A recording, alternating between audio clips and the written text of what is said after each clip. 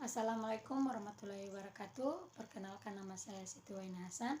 Saya jurusan Bimbingan dan Konseling kelas 5A, Fakultas Ilmu Pendidikan, Universitas Negeri Gorontalo. Baik, di sini saya akan menjelaskan tentang materi BKTK SD. Yang pertama itu dasar hukum penyelenggaraan BKTK SD. Asumsi dasar yang melandasi bahwa PAUD memerlukan bimbingan dan konseling adalah kesetaraan PAUD sekarang ini dengan pendidikan dasar dan menengah. Jika di lingkungan pendidikan dasar dan menengah bimbingan dan konseling sangat dibutuhkan, otomatis PAUD juga membutuhkannya. Selain keahlian dan pengalaman pendidik, faktor lain yang perlu diperhatikan adalah kecintaan pada anak yang tulus, berminat pada perkembangan mereka, bersedia mengembangkan potensi yang dimiliki pada anak, hangat dan bersikap bersedia bermain dengan anak. Tidak berlebihan jika PAUD dan jenjang pendidikan di atasnya adalah setara. Kesetaraan tersebut dapat dilihat dari segi yuridis, landasan undang-undang maupun tenaga kependidikan yang menanganinya. Dalam Undang-Undang Republik Indonesia Nomor 20/2003 menyatakan bahwa pendidikan anak usia dini dapat diselenggarakan melalui jalur pendidikan formal, non-formal, dan informal. Jadi, pendidikan anak usia dini atau PAUD mencakup 3 lembaga pendidikan anak, yaitu TK atau RA, KB, dan TPA, serta bentuk pelayanan sejenisnya. Biasanya pendidikan TK atau RA atau pendidikan formal hanya menerima peserta didik berusia 4-6 tahun. Sedangkan KB dan bentuk sejenis pendidikan non-formal hanya menerima peserta didik di atas usia sampai 2 atau 4 tahun. Adapun TPA atau pendidikan informal bisa menerima penitipan anak mulai dari usia 2 bulan sampai 2 tahun. Pendidik PAUD merupakan pendidik yang konsisten sekaligus luwes, humoris dan lincah dalam menghadapi kebutuhan, minat dan kemampuan anak. Juga memiliki kompetensi sosial berinteraksi dengan orang tua, antar sesama pendidik anak serta masyarakat. Pemerintah mensyaratkan para pendidik PAUD baik formal, non-formal, dan informal harus memiliki latar belakang S1 atau D4. Bahkan tidak sembarangan S1 atau D4 bisa mengajar di PAUD, tetapi mereka harus berlatar belakang keilmuan yang sama, yakni S1 PG PAUD, guru-guru TK dan pendidikan PAUD yang hingga saat ini belum S1 diwajibkan untuk kuliah S1 pendidikan PAUD. Jika tidak, mereka akan tersisihkan oleh undang-undang. Adanya bimbingan dan konseling di PAUD bukan berarti sekedar ikut-ikutan saja. Keberadaan bimbingan dan konseling di lingkungan PAUD juga dibutuhkan sebab banyak perilaku bermasalah muncul pada peserta didik ketika dewasa yang disebabkan oleh masa lalunya di waktu yang kecil. Hal ini menunjukkan bahwa masa-masa awal anak telah kecolongan dalam hal tindakan pencegahan terhadap munculnya perilaku bermasalah di masa depan. Perlu ditegaskan di sini bahwa bimbingan dan konseling di lembaga PAUD tidak hanya diberikan kepada mereka yang mempunyai perilaku bermasalah, melainkan juga diberikan kepada mereka yang sedang dalam proses pertumbuhan dan perkembangan. Dengan demikian, konseling bukan hanya untuk mengatasi perilaku bermasalah pada anak didik, melainkan juga tindakan untuk memenuhi kebutuhan tumbuh kembangnya anak secara maksimal. Pandangan ini menitik beratkan pada bimbingan yang bersifat preventif, kesehatan mental, dan pengembangan diri pada bimbingan dan konseling yang menitik beratkan pada psikoterapi maupun diagnosis terhadap perilaku bermasalah. Pendidikan taman kanak-kanak atau TK merupakan salah satu bentuk pendidikan anak usia dini yang memiliki peran penting untuk mengembangkan kepribadian anak serta mempersiapkan mereka memasuki jenjang pendidikan selanjutnya. Peran guru BK atau konselor sangat diperlukan dalam memberikan layanan guna membantu anak untuk mengembangkan kepribadiannya. Adapun tujuan bimbingan dan konseling di taman kanak-kanak yaitu yang pertama membantu anak lebih mengenal dirinya, kemampuannya, sifat-sifatnya, kebiasaannya, dan kesenangannya. Kemudian yang kedua, anak mengembangkan potensi yang dimilikinya. Yang ketiga itu membantu anak mengatasi kesulitan-kesulitan yang dihadapinya. Yang keempat, membantu anak untuk menyiapkan perkembangan mental dan sosial untuk masuk ke lembaga pendidikan selanjutnya. Yang kelima, membantu anak, orang tua agar mengerti, memahami, dan menerima anak sebagai individu.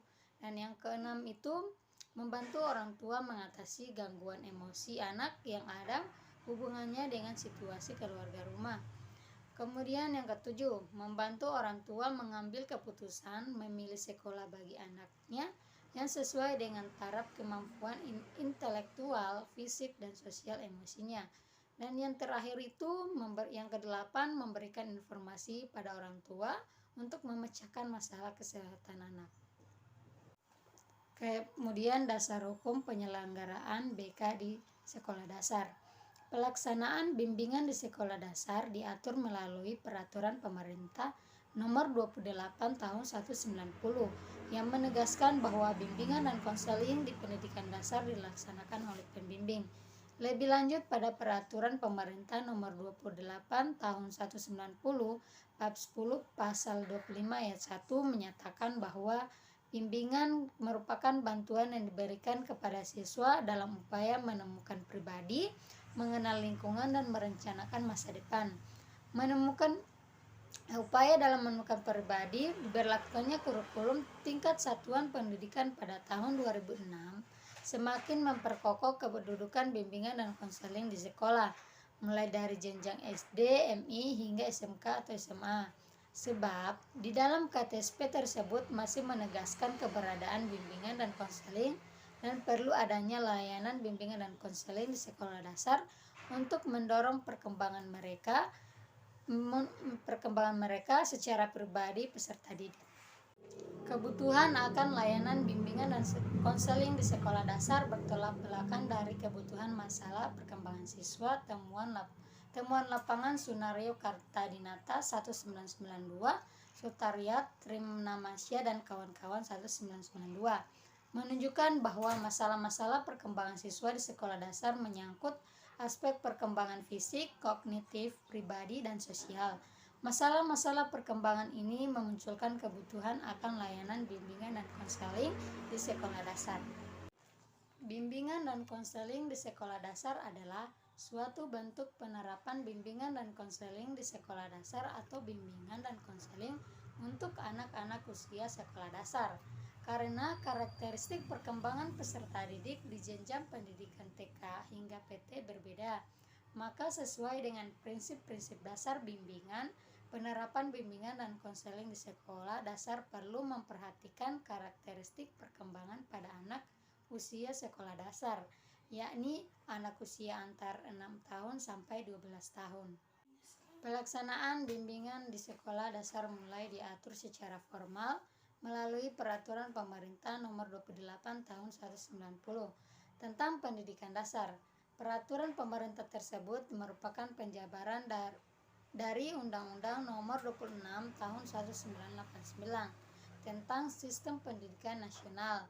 Dalam peraturan pemerintah tersebut disebutkan secara eksplisit tentang adanya pelayanan bimbingan dan konseling. Disebutkan pendidikan di sekolah dasar dan pelayanan itu diberikan oleh tenaga pendidik yang kompeten. Dalam pasal 25 disebutkan bahwa bimbingan di sekolah dasar merupakan bantuan yang diberikan kepada siswa atau peserta didik dalam rangka menemukan pribadi, mengenal lingkungan, dan merencanakan masa depan. Pada perkembangan selanjutnya, bimbingan dan konseling di sekolah dasar tampaknya lebih menekankan pada bimbingan belajar dan karir. Dalam kurikulum pendidikan dasar 1994 sampai 1995 dikemukakan bahwa perencanaan program bimbingan belajar dan bimbingan karir ditekankan pada upaya bimbingan belajar tentang cara belajar, memahami dunia kerja, dan mengembangkan kemampuan untuk membuat perencanaan serta kemampuan untuk mengambil keputusan. Perencanaan bimbingan ditujukan untuk mempersiapkan peserta didik memasuki pendidikan selanjutnya atau pendidikan menengah atau memasuki lapangan kerja. Perlu juga direncanakan bimbingan untuk siswa yang mengikuti program perbaikan untuk mencapai kemampuan minimum yang dituntut oleh kurikulum dan program pengajaran tambahan. Pelayanan bimbingan juga mencakup bimbingan untuk peserta didik yang memiliki kecerdasan luar biasa. Seluruh kegiatan bimbingan tersebut perlu memanfaatkan sumber-sumber yang ada di masyarakat. Terdapat 3 pandangan dasar tentang bimbingan dan konseling di sekolah dasar. Yang pertama, bimbingan terbatas pada pengajaran yang baik. Yang kedua, bimbingan hanya diberikan kepada peserta didik yang menunjukkan gejala-gejala yang menyimpang dan laju perkembangan normal. Yang ketiga itu, bimbingan disediakan atau diberikan untuk semua peserta didik agar proses perkembangan berjalan dengan lancar. Kemudian sub kedua yaitu pengertian bimbingan, perbedaan pengajaran dan latihan. Pengertian bimbingan. Bimbingan merupakan bagian integral dari sistem pendidikan secara keseluruhan. Di dalam kurikulum 1975 tersebut, bimbingan ditempatkan sebagai salah satu komponen dari sistem pendidikan yang secara khusus menangani bidang pembinaan pribadi peserta didik. Ketiga komponen pendidikan tersebut secara bersama-sama bekerja untuk mendorong terjadinya perkembangan yang optimal bagi setiap peserta didik. Kurikulum 1975 menjadi tonggak sejarah bagi dilaksanakannya bimbingan di sekolah mulai dari jenjang TK atau SD sampai SMA dan SMK. Menurut Munandir 1996. Kemudian perbedaannya. Pendidikan anak usia dini merupakan salah satu bentuk penyelenggaraan pendidikan yang menitik beratkan pada peletakan dasar ke arah pertumbuhan dan perkembangan fisik atau koordinasi motorik halus dan kasar, kecerdasan atau daya pikir, daya cipta, kecerdasan emosi, dan kecerdasan spiritual, sosio-emosional, yaitu sikap dan perilaku serta agama, bahasa dan komunikasi, sesuai dengan keunikan dan tahap-tahap perkembangan yang dilalui oleh anak usia dini. Kemudian, sedangkan pendidikan sekolah dasar adalah jenjang paling dasar pada pendidikan formal di Indonesia. Sekolah dasar ditempuh mulai dari kelas 1 sampai kelas 6 SD. Pendidikan dasar diselenggarakan untuk memberikan dasar pengetahuan, sikap, dan keterampilan bagi anak didik. Pendidikan dasar inilah yang selanjutnya dikembangkan untuk meningkatkan kualitas diri anak. Kemudian cara pengajaran dan latihan di TK yaitu TK masih membutuhkan kesabaran ekstra dari gurunya. Seorang guru juga harus memberikan contoh di dalam materi pelajaran karena siswa di tingkat ini peka sekali terhadap setiap contoh yang dilihatnya.